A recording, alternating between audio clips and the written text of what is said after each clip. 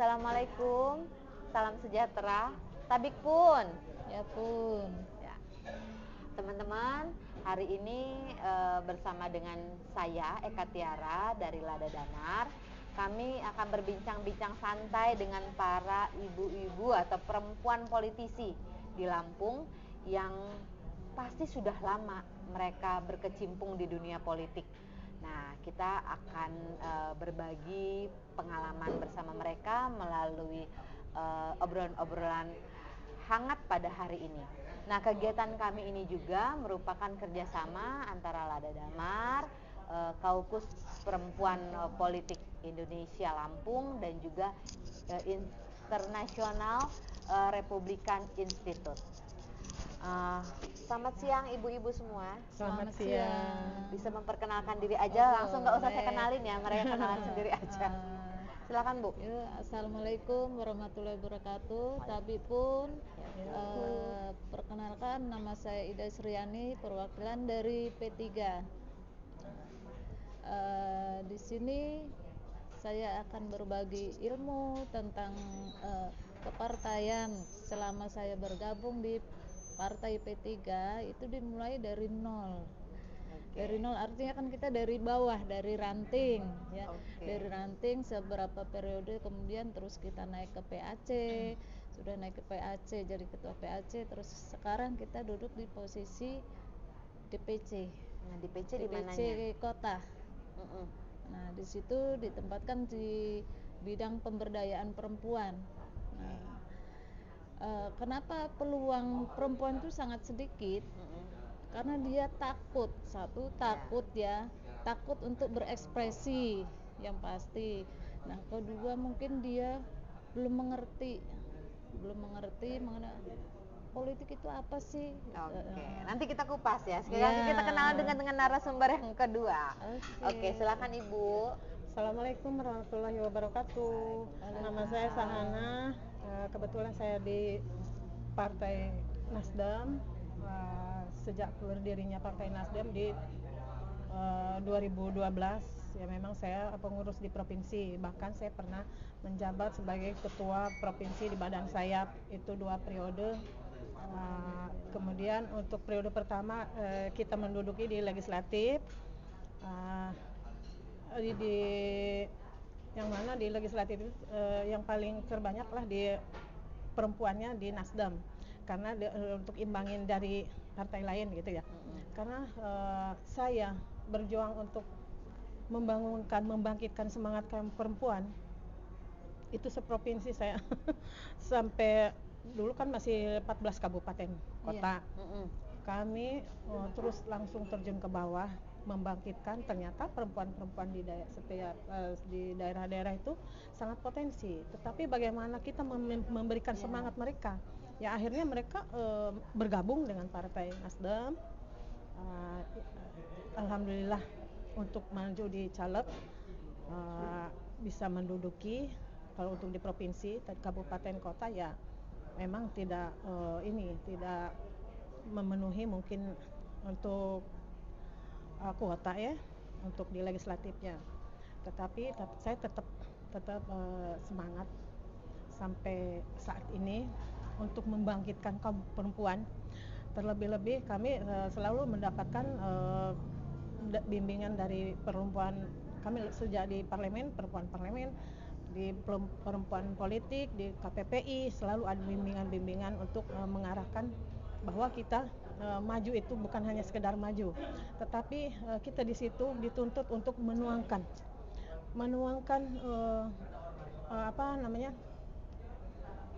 seperti gagasan gitu, inspirasi gitu, seperti hal-hal lain dengan menyangkut dengan perempuan. Tetapi untuk masalah untuk menduduki sebenarnya tidak ada kesulitan. Bahkan kaum lelaki pun memberikan peluang untuk kita. Tetapi bagaimana memanagenya kita sebagai kaum perempuan untuk menduduki di legislatif? Banyak perempuan tidak sulit bagi saya, kata saya, karena semenjak kita perkenalkan bagaimana kita di parlemen, bagaimana kita sebagai pengurus partai, itu kan kita ini apa rangkaikan gitu. Jadi ada ketertarikan itu sendiri kaum perempuan apabila kita menyampaikannya dengan seksama gitu. Dengan style kita Dengan style masing-masing. kita masing-masing. Mungkin di situ aja dulu saya karena kebetulan saya periode pertama menduduki di parlemen. Tahun berapa tuh? Tahun 2014 2014 sampai 19 sempat kemarin ya. Ya, Di kemarin mana Bu? di Dapil 3 Pesawaran Pringsewu Metro untuk provinsi. Di Satu 5 tahun. Ya 5 tahun satu periode. Periode berikutnya ya kami masuk lagi. Nah itu tadi Maksudnya ikut treble. kontestasi. Itu ikut kontes lagi dimenangkan lagi. Tetapi ada treble karena kami diarahkan untuk pilkada. Itu saja mungkin dari saya.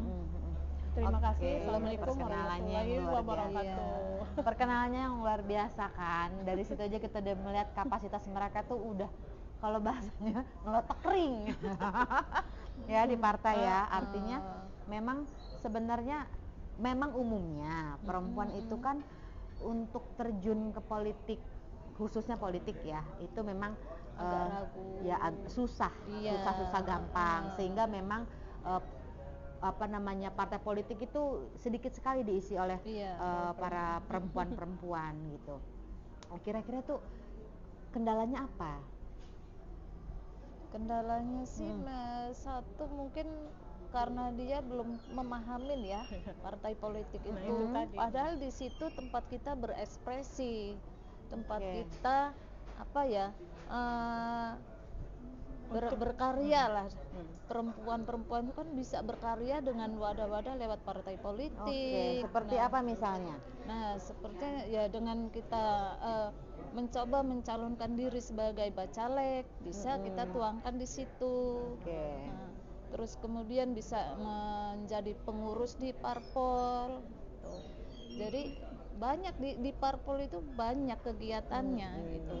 Jadi kenapa harus takut bahwa di situ itu tempat wadah kita untuk menuangkan ekspresi aspirasi kita itu bisa tertuang di situ sehingga orang lain bisa mengetahui kemampuan kita. Nah mungkin karena inilah ya, jadi tugas kita untuk mengarahkan mereka, tugas kita untuk merekrut mereka menjadi kader perempuan politik. Nah kira-kira apa nih tipsnya? Bagaimana sih caranya biar jadi berbagi pengalaman kan ke yang lain kan? Kalau pengalaman saya pribadi, saya bisa lewat olahraga. Nah, karena saya juga kebetulan pernah menjadi instruktur senam lansia. Luar biasa, pantesan di usia ini masih sehat aja kayaknya. Usia saya 55 gitu. Nah, kemudian lewat pembinaan UMKM, lewat pembinaan budidaya yang lain, atau kita sosialisasi yang lain, atau nanti bisa ke keterampilan ibu-ibu. Nah, dengan disitulah kita bisa merekrut mereka untuk menjadi kader parpol. Salah satunya seperti itu. Kalau tipsnya dari Ibu Sahana tuh bagaimana? Ya tipsnya sih kita jangan segan-segan gitu untuk mendekati kaum yang benar, perempuan yang memang benar-benar potensi. Artinya mereka dilihat dari segi skill atau dari segi ekonomi kan keberhasilan itu mungkin ditata dari kaum perempuan itu sendiri. Tidak mungkin kaum lelaki akan mengelolanya sendiri kalau menurut saya. Jadi tidak segan-segan kita untuk mengunjungi, untuk menjelaskan bahwa inspirasi itu harus kita melihat contoh negara luar aja. Seperti daerah negara Swedia. Itu tahun berapa ya? Nggak lupa lagi saya tahun. Itu negara itu harus Walmarut. Karena diduduki dengan bukan menyampingkan kita kaum lelaki. Setelah 80% diduduki kaum perempuan. Hebatnya luar biasa. Negara tersebut. Nah, apakah kita bisa meniru seperti itu? Nah, itu tadi kita menuangkan inspirasi, ide-ide, gagasan itu kan melalui partai. Saya pikir ilmu setinggi apapun kalau tidak dituangkan di partai, Iya. atau ini artinya kita bawa di parlemen, akan sia-sia. Hanya untuk ini apa? Tidak ada apa manfaatnya. Bukan berarti tidak ada manfaat ya, sorry. Akan lebih ini fokus, akan lebih apa? Ya karena di parlemen kan memang untuk apa Nah, menghasilkan untuk kebijakan, tersalur, iya. Untuk kebijakan, mendapatkan, ya, memberikan kebijakan itu yang kemudian Iya. berpihak lagi kepada perempuan kepada harapannya. gitu harapannya. Ya, Nah, mudah-mudahan di tahun nanti banyak perempuan yang duduk di Mudah-mudahan. parlemen gitu kan. Harapannya ya Bu. Iya. Harapannya. Artinya tapi kita tetap harus Optimis. optimis Iya. dong Jangan gitu. pesimis. Jangan pesimis. Walaupun katanya sebenarnya politik itu lebih dekat ke laki-laki, patriarkinya Iya. tinggi ya, seperti itu. Sebenarnya juga karena memang perempuannya yang harus kita dorong Iya. juga untuk bisa aktif ya, sehingga di partai juga dipenuhi juga dengan Iya. perempuan-perempuan. 30% kan harus ada perempuannya. Iya, tapi harapannya jangan 30% kali ya. Maunya kita kan. Jangan, sebenarnya sih Kalau bisa 60% juga nggak masalah. untuk program 30% itu kalau menurut saya kurang. Iya, Kurang ya, banget. Sebenarnya Iya. harus Ini di suara atas. kita semua nih ya, Iya, perempuan-perempuan kalau ternyata kurang. diduduki dengan 30% artinya akan terbuang gitu. Itu kan Iya. hanya formalitas Iya. kalau menurut saya. Tetapi kalau misalnya ada maksudnya gender lah gitu ya. Iya. Ada kesetaraan gitu, ada kesamaan, saya pikir bukan berarti kita tidak mempercayai kaum lelaki sendiri, karena kita walaupun sesibuk apapun bisa untuk berkarya, untuk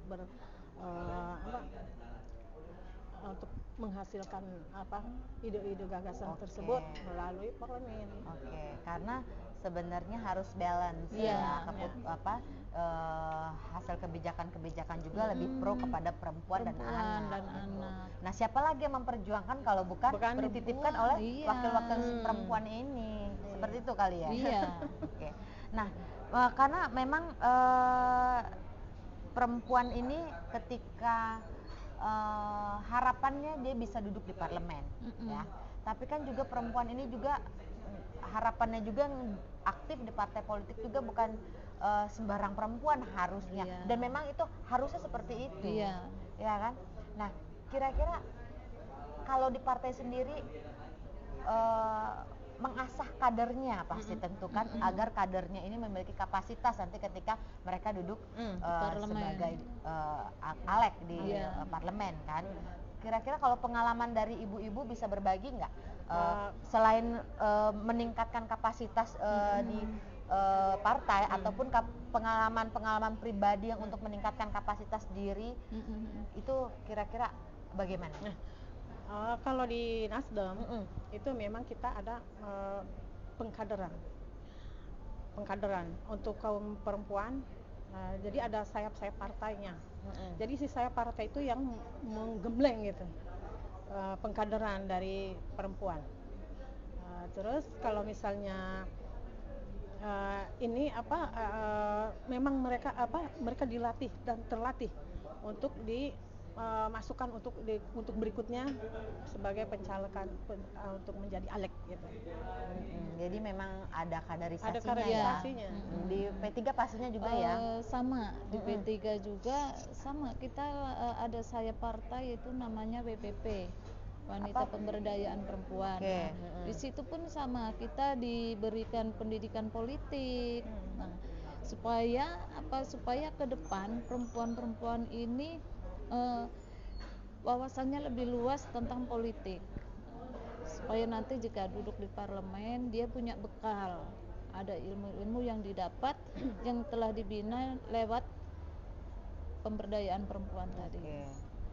Nah, artinya gini, untuk bisa perempuan itu memiliki posisi tawar di partai politik, artinya perempuan itu juga harus punya kapasitas ya. Iya. Betul ya. Nah, sebenarnya banyak ruang untuk meningkatkan kapasitas diri, ya kan? Iya. Nah, kalau tadi aku sempat dengar cerita dari Mbak Ida bahwa dia juga penggiat UMKM ya. Iya, Nah, benar. itu gimana itu? Jadi saya mencontohkan diri saya dulu. saya buat sehingga saya bisa berhasil berguna untuk masyarakat. Nah, dari situ kita berdayakan ibu-ibu yang kira-kira kegiatannya kurang lah ya, kurang terampil atau kurang gimana, kita rekrut. Yuk kalau mau jadi reseller, monggo silakan. Nah, dari situ kita tarik mereka, mau nggak untuk jadi salah satu pengurus parpol. Oke. Oke. Jadi tipsnya melalui UMKM itu Iya. juga dibungkus untuk itu ya. Iya. Nah, untuk UMKM juga mereka yang aktif di UMKM juga rata-rata teman-teman dari partai juga. Iya, teman-teman Gitu. dari partai. Iya. Nah, kira-kira ibu berdua untuk dalam hal perempuan harus bisa memiliki posisi tawar, itu kan artinya harus punya kapasitas diri seperti yang kita bilang Iya. tadi ya. Kalau Ibu Sahana, pengalaman selain di partai politik apa tuh? Ya saya di organisasi-organisasi lain ya kita memang pengurus, saya ketua, terus di organisasi untuk internasional kebetulan saya selama ini ya maaf ini sebagai presiden gitu. Terus di partai-partai di organisasi lain ya pernah menjabat sebagai ketua, sebagai itu kan artinya di situ kita harus mendapatkan sejajar dengan kaum perempuan itu sendiri. Ya, Tidak berarti ya. bukan berarti kita sebagai ketua gitu ya atau pengalaman itu untuk diri kita sendiri atau kita untuk membedakan antara anggota dengan ketua, tidak. Itu aja ada kebersamaan, mereka nyaman. Sehingga partainya juga bisa besar, perempuan juga bisa tetap aktif di situ. Benar. Ya. Kalau saya sih prinsipnya ya, bapak aja bisa jadi ketua provinsi, kenapa perempuan tidak? Betul. Nah, contohnya ya saya sendiri, saya nggak ngelihat orang lain. Betul. Saat ini saya mendudukin sebagai ketua provinsi di sebuah lembaga, dan sudah hampir 3 periode ya. Sekarang dipercaya lagi untuk mendudukin sebagai ketua provinsi lagi. Artinya kan itu saling berkesinambungan ya antara partai politik, kemudian dengan kita aktif di organisasi lain untuk meningkatkan kapasitas diri, sehingga kalau perempuan berdaya, perempuan punya kapasitas diri, perempuan ya jempol lah istilahnya. Kita juga kan melakukan hal-hal di partai politik, kita memiliki posisi tawar terutama untuk kebijakan-kebijakan yang ada di partai politik itu sendiri ya. Nah, kalau peluang untuk Pileg 2024 nih, kira-kira posisi perempuan ini bagaimana nih? Kan udah bisa, kan sekarang kan udah tahun politik tuh. Iya. Saya pikir insya Allah karena ada bimbingan dari BDN, dari Damar, dari organisasi-organisasi perempuan ya. Jadi saya pikir mudah-mudahan terinspirasi atau membangkitkan semangat kaum perempuan itu sendiri. Gitu ya. Salah satunya dengan podcast kita Iya, obrolan ini, semoga benar. banyak perempuan juga jangan alergi sama politik gitu ya. Iya. Itu sebenarnya dibutuhkan, sangat dibutuhkan sekali dibutuhkan. untuk kaum perempuan berada menjadi alek. Karena harapannya perempuan ketika duduk itu dia bisa mengadvokasi perempuan dan anak untuk kebijakan-kebijakannya ya. Benar-benar. Karena ya identik sih perempuan itu kan bisa menjalankan segala-galanya sambil istilahnya Bisa berpolitik, semua bisa dia. mengurus anak, Bisa mengurus anak, bisa mengurus rumah tangga lah, bisa berorganisasi. Bisa Sampai sejauh ini pasti dari 2012, dari 2000 berapa tadi? 2011. 2012 kan berarti sudah rentang waktu yang cukup lama tuh. Artinya semua bisa berjalan sampai berada di posisi-posisi yang strategis. Perempuan berarti kan luar biasa itu. Makanya ayo kaum perempuan bangkit, semangat, tetap semangat untuk kita tetap berekspresi, semangat berjuang, berekspresi. Gimana caranya kita di 2024 bisa duduk di parlemen. Jadi mau katanya kendalanya A, B, C, D, sebenarnya kalau kita tetap semangat itu Tidak Insya Allah ada. semua Jalan, semua ada kendala jalan. nggak ada. Begitu ya. Iya.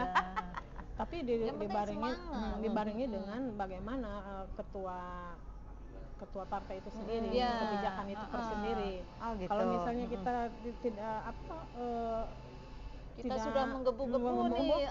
tidak diperjuangkan juga hak kita sebagai Jadi harus balance calon lagi antara alek ketua gitu ya. dengan calon Iya. aleknya. Nah itu akan dengan perempuan itu merasa patah, Gitu ya. akan patah. Nah saya berharap sih dengan Mudah-mudahan memimpin 2024 partai di Provinsi Lampung, marilah kita sama-sama berjuang untuk menduduki parlemen. Tidak mungkin besar kemungkinan ya akan diduduki kaum perempuan saja, tetapi ya. kita mari kita bersama-sama bergandeng tangan, memperkuatkan kapasitas kita di parlemen. Oke, jadi memang artinya kebijakan-kebijakan partai itu memang tak lepas daripada pengambil keputusannya. Benar-benar. Tapi kira-kira posisi tawar perempuan untuk pengambil kebijakan di partai ada nggak? Ya insya Allah Insya tergantung Allah. juga. Saya rasa sebagai ketua atau pemimpin di Provinsi Lampung ini, sebagai ketua partai itu sendiri, pasti mengarahnya ke situ, karena kita juga yang sudah pasti mempunyai ADART. Tidak Dan lepas juga dari itu. artinya kita mendorong para pemimpin itu juga untuk dia Ikut membesarkan membesarkan perempuan ya. yang aktif di partai Iya. politik itu. Ya benar sih ya, benar banget ya. Artinya harapan para kader ini juga, para perempuan juga dapat posisi yang strategis. Kalau nomor urut ngaruh nggak nanti sih di pileg? Sebenarnya Ngaruh, ya. Kalau ngaruh dengan juga. sistem yang Ngaruh juga sekarang ya. ngaruh juga. Karena kenapa? Kita biasanya kan tandem Ya, dengan biasanya kabupaten, bertandem. dengan RI gitu ya. Kita misalnya provinsi itu sendiri akan membawahi kabupaten sama RI itu. Jadi saya rasa kalau memang benar berjuang semua sih. Iya. Ya Intinya sama-sama calon-calon berjuang semua, tidak mungkin kita akan mendapatkan satu kursi aja, bahkan lebih gitu.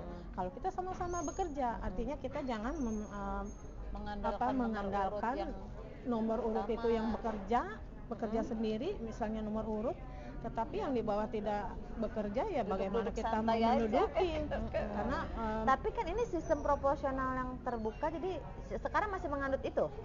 ya Kayaknya sebenarnya Yang masih dipakai kan? sebenarnya masih. ini kalau misalnya itu tadi saya yakin dengan kebijakan ketua DP masing-masing di partai masing-masing, kalaupun memang ada suara terbesar nomor sekian, nomor terakhir, ya menurut saya persoalan tidak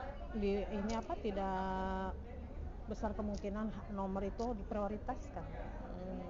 Tapi dengan sistem yang Iya. terbuka sekarang pasti yang suara terbesar mau di nomor urut berapa itu.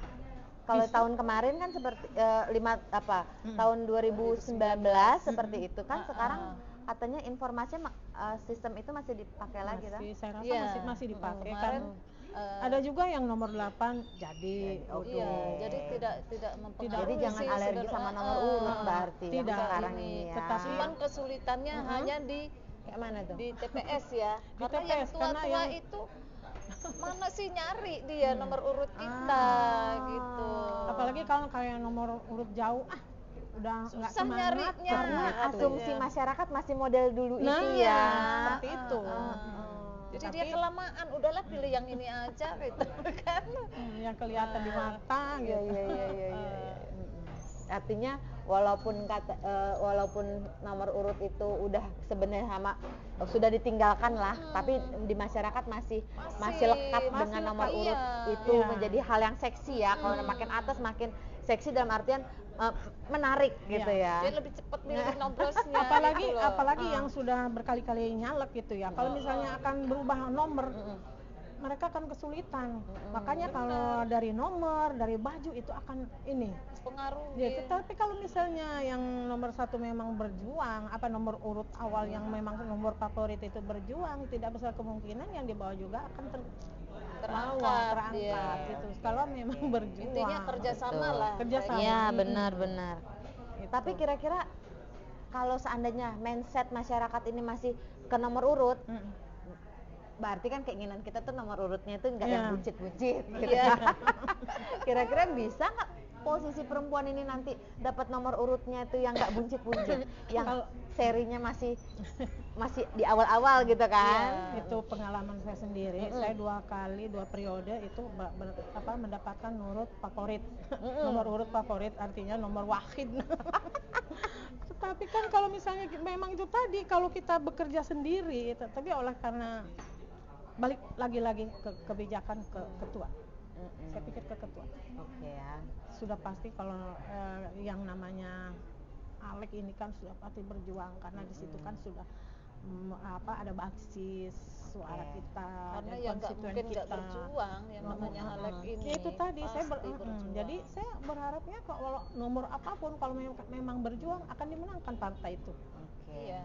Kalau sama-sama berjuang. Kembali ya kebijakan dari ketua sendiri Iya, gitu. lagi-lagi mentok sih pengambil kebijakan Iya. sih. Makanya sebenarnya perempuan ini pengen duduk sebagai pengambil Iya, kebijakan. banget, iya. Ya kan, baik di Gimana partai sih maupun di rasanya Alek. duduk di parlemen itu kan Iya. gitu. Kalau misalnya kita yang menang, ternyata di terakhir di penghujung kita sudah menang, semestinya itu sebagai ketua ini maaf, Pak Ketua, Kakak Ketua maaf.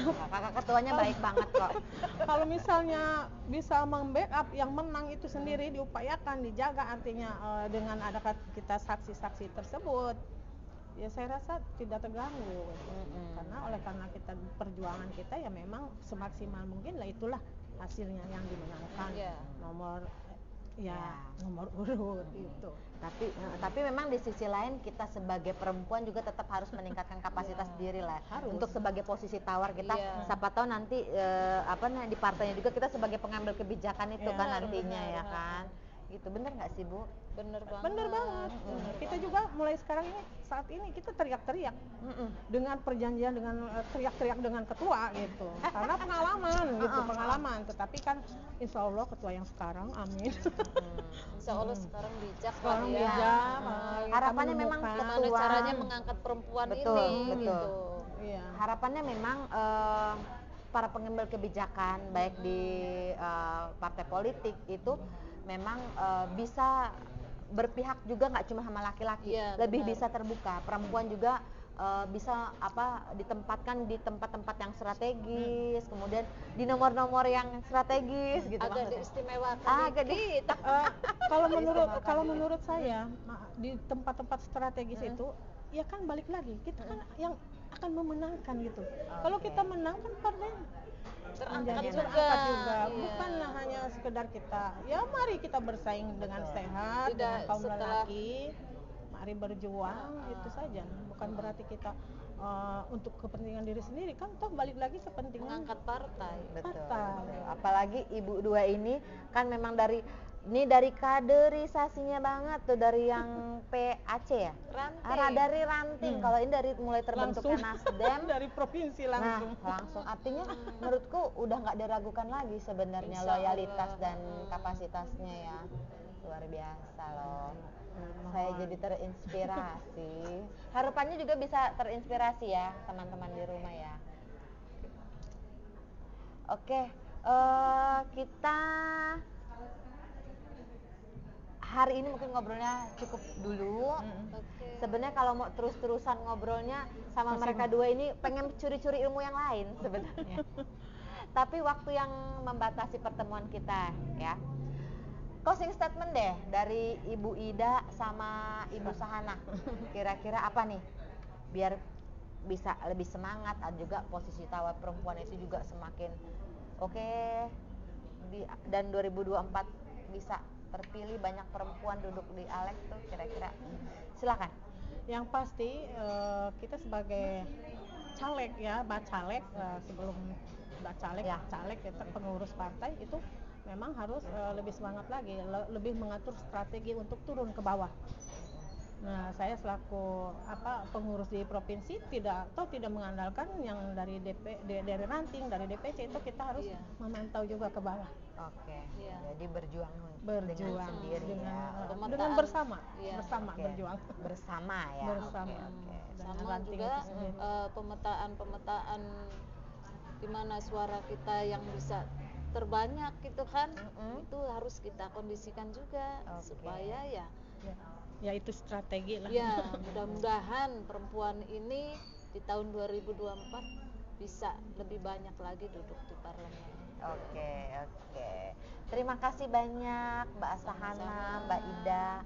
Teman-teman, berbincang-bincang kita pada hari ini cukup sekian. Tapi semoga harapannya apa yang sudah dibicarakan oleh Mbak Asahana dan juga Mbak Ida ini memberikan manfaat yang besar buat kita dan juga untuk para Amin. perempuan lebih semangat dan optimis Amin. untuk aktif di politik, dan juga semoga harapannya nanti perempuan banyak duduk di politik. Tetap semangat. Oke, Semangat. tetap semangat. Baiklah, kami tutup perjumpaan kita siang hari ini.